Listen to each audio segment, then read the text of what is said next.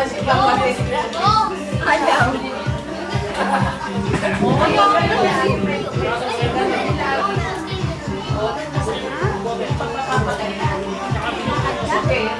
Ayun, posta.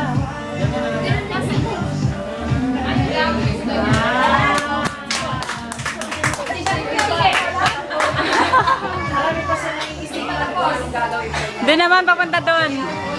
Doon daw, sa kanila daw. Doon naman sa kanila doon. Bakit? Sakit na naman? Tama na muna, masakit na.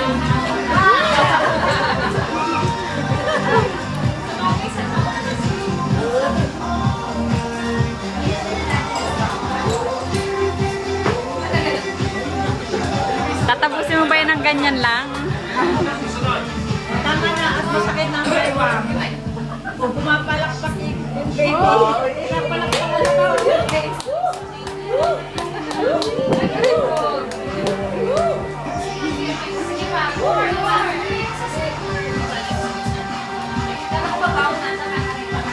Baon na, baon na. Gandang hiyang naman yung ano mo buhok. Yung buhok mo naman.